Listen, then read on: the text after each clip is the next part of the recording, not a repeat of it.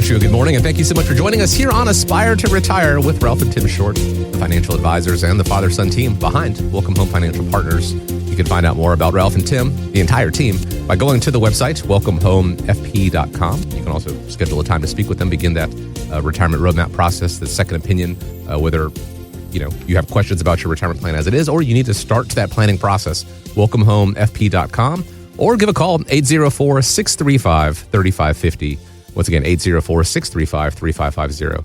My name is Chris Swan, and I'm pleased to be joined, as I am every show. I say every show, but sometimes it is one or the other, but I'm pleased to say both Ralph and Tim are here. Gentlemen, glad to be with you once again. How are you doing today?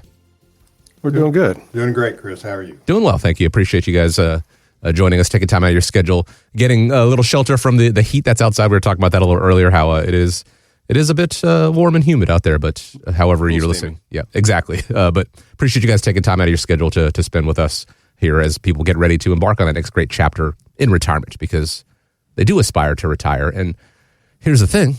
What are you going to do with that time afterwards? Saving for retirement is one thing, but figuring out how to spend that time, it's a whole other.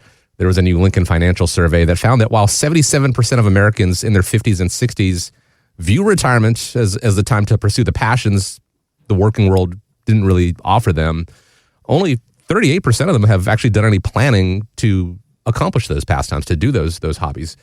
Is this something you guys cover with clients when they come in before they retire? And do you find that they actually haven't planned it until you bring it up? Yeah, I think we see it quite a bit. It's kind of surprising to me because I feel like I have a pretty good idea of what I want to do and I don't have to wake up early every morning. But these are things that we do talk to folks about because it's often overlooked because everybody's trying to save up, the money, the $1 million or $2 million, whatever number they're trying to chase. And they don't really know what they're going to do when that alarm clock no longer is on and they don't really have anything to get them up out of bed. We've got quite a few people that delay retirement because they're trying to figure out and they're trying to get a hobby. They're trying to do these different things that they've never had time for, but they've never really put too much input or thought into it. And, it's interesting to talk through some of those scenarios because I had one client who him and his spouse were going to retire on literally the exact same day. And we got to talking about a few things like, look, retirement's going to be a change for you guys, but you guys are both going to change at the same time. I was like, that's going to be a whole lot of change at one time. And I actually somehow talked him into continuing to work because he didn't want to go at the same time and make sure that everything was going to be all right before that final day comes. So, I think it's interesting. Everybody's going to be a little bit different. There are some people who do know what they want to do and they literally have a bucket list. And then you've got people that, they've worked so hard for so long that they've never really had the time to put into thinking about what retirement's going to look like, right? Most people want to travel. Some people want to play golf. Some people want to just sit at home. But you've got to start planning for that. You got to think about that because if you're not prepared, it could, I hate to say this, it could harm you emotionally. So it's important to make sure that you've got some sort of plan. Yeah, I think a lot of people need to understand that the most valuable asset that you have that you don't realize, it's not your 401k, it's not your IRA, it's your time that you have available to you. We don't know how much time we have, whether you're 25 years old or whether you're 65 years old. You don't know the date that you're no longer going to be here. So that means that your time that you have left, you need to make sure you use it to your best. The other thing that a lot of people don't realize is this. When you are working, somebody else dictates your time. Mm-hmm. Now, when you're on your own schedule, you've got to figure out what to do. And you don't want to get bored for the rest of your life, do you? So you got to have something to do. You got to have a mission. You got to have a purpose in life. I don't care whatever age you are. You've got to have a purpose. What gets you up? What motivates you? And that's the thing that most advisors do not even consider talking to their clients about because they're more interested in how do we build up that big nest egg. That's part of what we do, but Sure. The other part is about life. It's about life experiences. What do you want to do? How do you plan on your next phase of your life? Because nobody else can tell you what you need to do at that point in time other than maybe your spouse. And sometimes you want to listen to that and sometimes you don't. So that's the other thing a lot of people need to understand is if you've been working 40 to 60 hours a week, you probably didn't spend as much time at home with your significant other, your spouse, wife, whatever you want to say. And now all of a sudden it's 24/7. What are you going to do with that? I mean, it's going to be a different lifestyle. It's going to be a different experience on your daily life, in my opinion. You act like that's a bad thing. Well, I didn't say it was a bad or a good thing. Just it's going to be different. Guess what? You're going to be 24/7, and you just kind of have to be able to have your own space, your own time. You got to have your own hobbies, or if you both want to play golf, that's great. But maybe one of you do and one of you don't. So you've got to prepare for things like that, because it's not all about the money. That's a piece of the puzzle, but your most valuable asset is your time and how you want to spend it. And if you want to spend it with your grandkids 24/7, that's your choice. Okay, but you have to determine that, and nobody else. Yeah, and it's important to point out that, hobbies are going to cost money. And if you don't know what that's going to look like, It's hard to essentially plan for that. I mean, we talk about golf quite a bit, but, golf is an expensive hobby, especially depending on where you want to be and how frequently you want to play. So, those are things that you really got to pay attention to as well. It's not, not just the feel-good stories, but it's also, we have to compensate for these things. I mean, the only thing... there's nothing in life that's going to be free, whether you just sit at home and watch TV. I mean, good Lord, look at streaming services and cable bills now. I mean, so nothing's going to be free. So it's important to kind of map out what your next phase of life is going to look like, whether, you're going to be doing some traveling or doing some volunteer work. I mean, it's still going to take money to do the volunteer work, whether you're traveling for that or going out to eat because you're, doing Meals on Wheels or whatever. I mean, there's so many different things out there to pay attention to. And Ralph and Tim Short, the team at Welcome Home Financial Partners, they're not going to tell you what you should do in retirement. Hopefully that's something that you've envisioned, you've planned for, you've had these dreams after all. It isn't just about making the money. Obviously, the accumulation phase, very important, and I have no doubt our listeners have done a pretty good job with that. But what are you going to do with that time afterwards when you have this 40, 60 hours, back? I'll tell you this right now. This summer has been a very costly one for myself, because my son, we've made sure that he has not been bored. And so that has been taking trips, and that has been going to camp and stuff like that. As you guys said, that all costs money. Well, every day in retirement is a day of summer. Hopefully the weather is a little bit more accommodating than summer for the entirety of your retirement. But, how are you going to fill that time? And then how are you going to pay for that? Bring those desires, bring those passions to the table. Have that conversation with the team at Welcome Home Financial Partners. Let them create a plan around that to make that into, a retirement reality for you guys. It all starts with that conversation. 804-635-3550 is that first step. Set up a time, come into the office, start developing that retirement roadmap. And as we said before, roadmaps are great. I've taken road trips this summer, and we find detours on the way. We're going down the interstate and go, oh, let's actually go do this. Or, you want to get ice cream. You take these steps off, and then you're a little off track. How do you get back on track? Sometimes it's not as nice as ice cream. Sometimes it's, traffic, things like that. Sometimes it is market fluctuations. But if you have a proper plan in place, it'll keep you from veering too far off course. But again, it starts with that phone call and that conversation, 804-635-3550. Or you can go online to the website, find out more about the team and the First Friday events they've got. They'd love to have you out at those. WelcomeHomeFP.com. On the other side of the coin, there are people who are so focused on retirement that they're afraid to spend any money. People are always told, should enjoy your retirement. We just spent a couple minutes talking about that.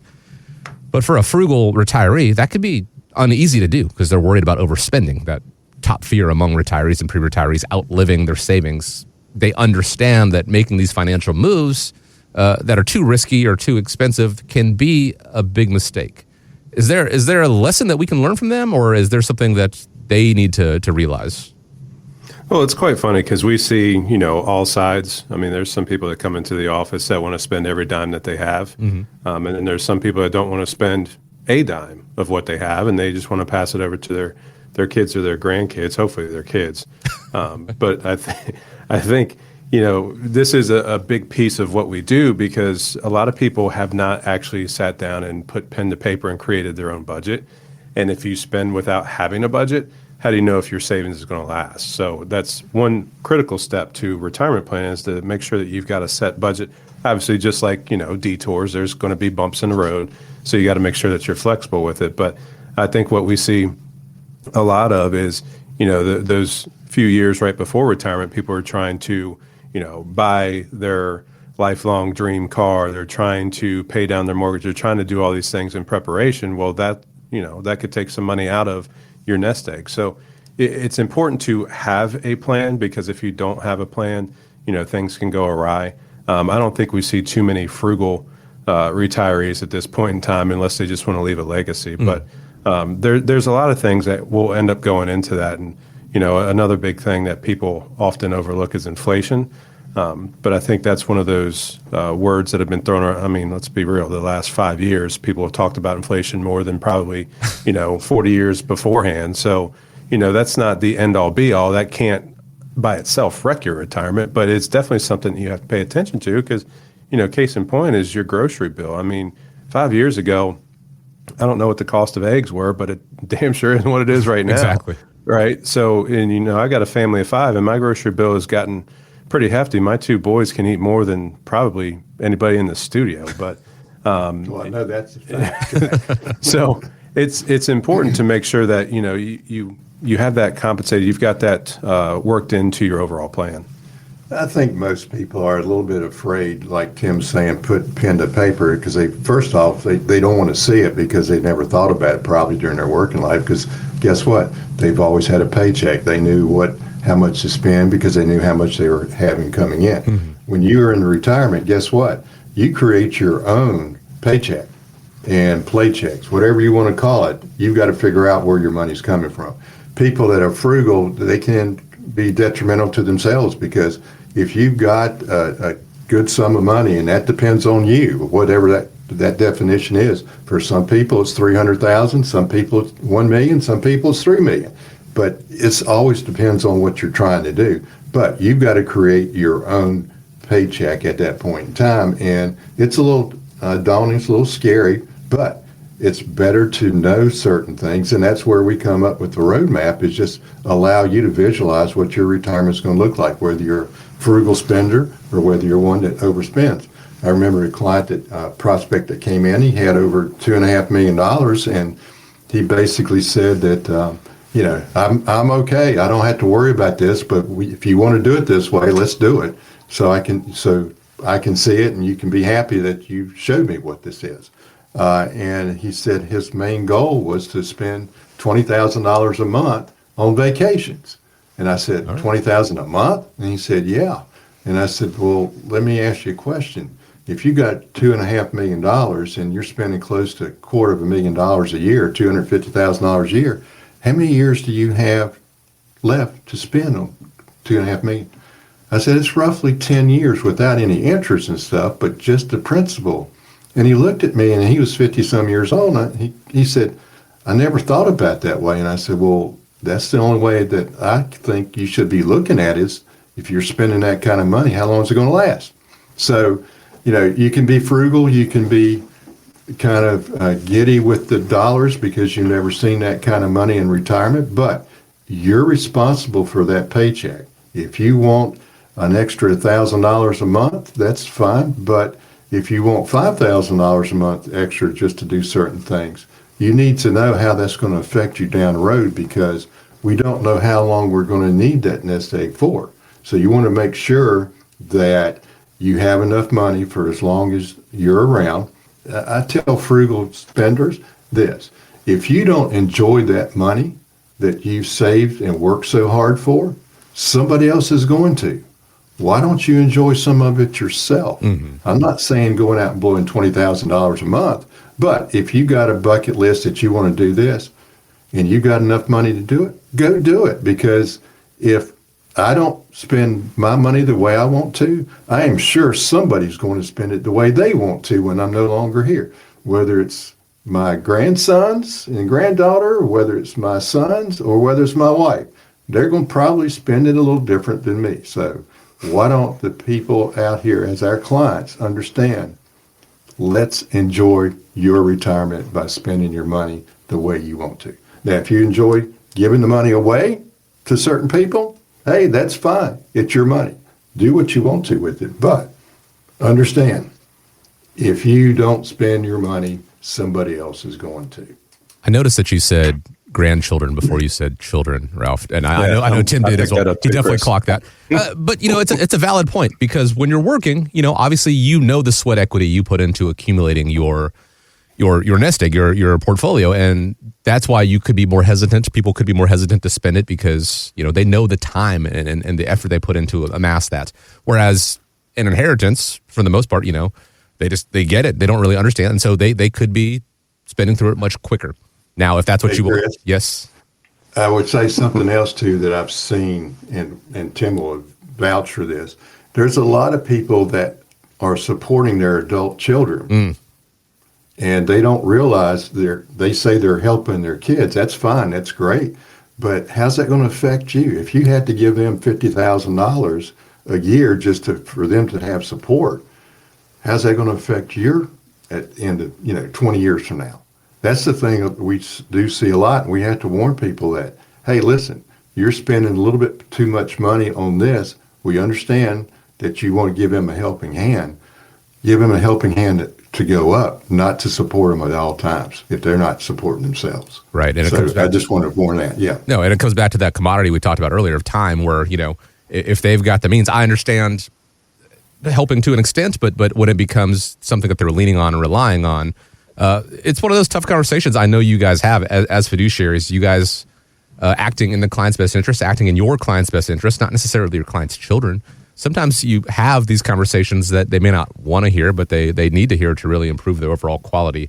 I want to go back to the budgeting thing, because I have to imagine for a lot of people out there, budgeting is one of those words they don't like talking about. It seems like a chore to an extent, but when people who come in and if they have a concept of a budget, hey, I spend about X amount every month. This is while they're still in the working world. I spend about X amount every month, but then when you run the numbers, there's nothing left over at the end. Does that happen often because they realize that their budget isn't quite up to what they want it to be, or are they pretty buttoned up for the most part?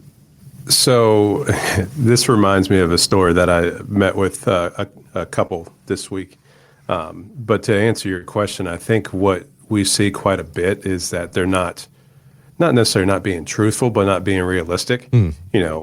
So if we run the numbers and their monthly expenditures are only $5,000 and they're making excuse me, $250,000 a year, and your surplus is pretty dramatic, and we're like, hey, here's your monthly surplus, and they're like, well, where is that? And I was like, I don't know, you tell me, these are your numbers.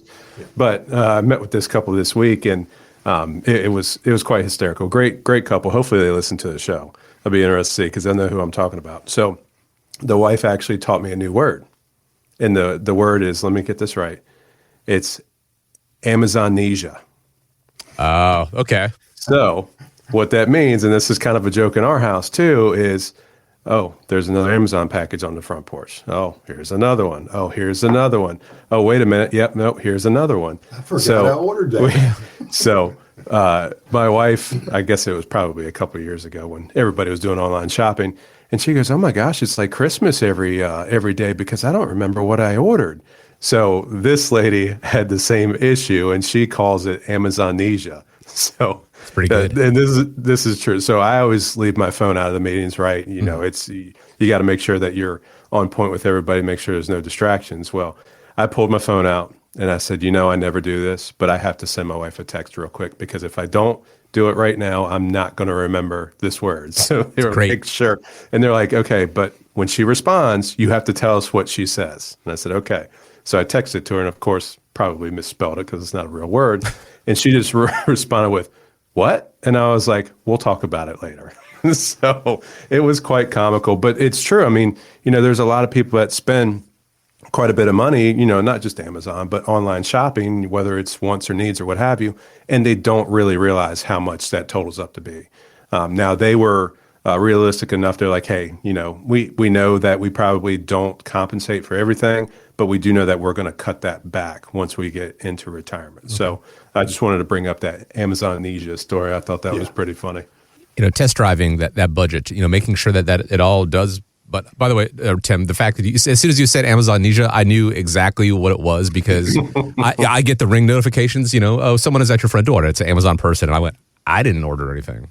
Right. Or occasionally I'm like, well, did I order something? Well, what's going on? But you want to make sure. And when it comes to being frugal with your savings and your spending and being, cavalier. There's really more of a Goldilocks approach, so something more in the middle, being able to enjoy your retirement, but not also overspending so that, down the road, you're going to have some pretty difficult conversations or decisions to make. And that's going to vary from person to person, if it's your comfort level. If you are living a frugal lifestyle and you are genuinely okay with that, that is fine, as long as you are aware, and then you figure out how to make sure that money is given to whatever recipient, charity, your children, your grandchildren. Notice the order there, Ralph. And make sure that it's done in a proper way and that Uncle Sam gets as little as possible. If you want to spend your money in a significant way, make sure that you are aware of what that is going to look like, and that may be or you're going to have to scale back 10 years from now, 5 years from now, what have you. But it comes back to having that plan, having that retirement roadmap, and the team at Welcome Home Financial Partners, they can help you with that conversation, start developing that roadmap, and continue to maintain that roadmap as you go through retirement. All you have to do to get started, go to the website, welcomehomefp.com, or give a call, 804-635-3550. Once again, 804-635-3550. We talk about the accumulation phase and, the retirement timeline, the retirement red zone. There was a Kiplinger article that I read, or an advice column that I read recently. A 58-year-old man, he wrote in and said that he had unexpectedly inherited $650,000, pretty significant, and wanted to know if that changed his retirement timeline. If he were to come into the offices here and speak with you guys, how would you answer that? What factors do you need to take into consideration? Well, I think there's a lot of factors to take into consideration. I mean, more money, generally, the better off you're going to be. So, yeah, it's probably going to help out, but it also depends on that individual too, right? So $650,000, if they've got terrible spending habits, might not end up changing a whole lot, right? Right. But also too, when it comes to inheritance, there's a lot of rules and restrictions that you got to pay attention to that, in the last few years, a lot of things have changed. And what we've found out is a lot of people, if they don't seek the proper advice, they end up, owing the IRS penalties or, back taxes or what have you. I think it's important it depends on what type of money that is, which will really kind of help with that decision-making process. Mm-hmm. If it's after-tax money, it's probably a little bit better than pre-tax money. But we see it a lot there's a lot of people that are kind of unaware of what's coming their way as far as inheritance, but also too is people don't want to think about it because, if it comes from their parents, they don't want their parents to die just to get money. Right. Right. Well, hopefully they don't. Are you trying to tell me something here? Yeah. We don't have any steps here. I have to push you down. I'm teasing. But I think, it could be a really nice windfall, but you've got to make sure that there's still a lot of planning that needs to be done with that process. It's not just, hey, I've got, $650,000. What do I do with it? It's okay. How does this overall fit into your retirement portfolio? But, if you're 30 years old, there's going to be some things that you're going to have to do that to make sure that you don't end up running out of money. And I think this is a good place to find yourself, but you also still have to have a plan. That doesn't change the planning process. Hopefully it'll help, but also too, you still need to have a plan. Having that conversation, if someone says, hey, I've got a great idea or a great strategy and immediately trying to put you into something, do your due diligence or, have that second opinion done. We've said so often here that, you shouldn't bank on a windfall, whether it is a huge inheritance or lottery winnings or what have you, as your retirement plan. But if you find yourself in that situation where you do inherit that windfall, there are things out there, and not to say that it's going to make it more difficult for you. Hopefully, it makes your situation a little bit easier. But there are still things you need to take into consideration if you do decide to retire early. Now you have to factor in, how are you going to take care of healthcare until you get to Medicare age? The tax ramifications, things like that. Making sure that it's all the T's are crossed, all the I's are dotted. It's still par for the course. It's still part of the plan. But it is a conversation looking at the extended options that you have and making sure that you still get to retire on your terms and have that retirement that you envisioned. Again, it comes back. It's part of the retirement roadmap. That is another one of those detours. This one might be more of a shortcut, but making sure that it factors into that retirement roadmap and keeps you on track. Start developing that retirement roadmap. Start maintaining that retirement roadmap with the team at Welcome Home Financial Partners by going to the website, welcomehomefp.com. Schedule that complimentary appointment, complimentary second opinion. You can also give a call, 804-635-3550. One last time, 804-635-3550. As always, we want to thank you for joining us here on Aspire to Retire with Ralph and Tim Short. Hope you have a great week out there. Hope you stay safe. Stay cool if you can. Enjoy that AC. Gentlemen, appreciate the time as always. As we wrap up, though, I'm going to leave you with the final word.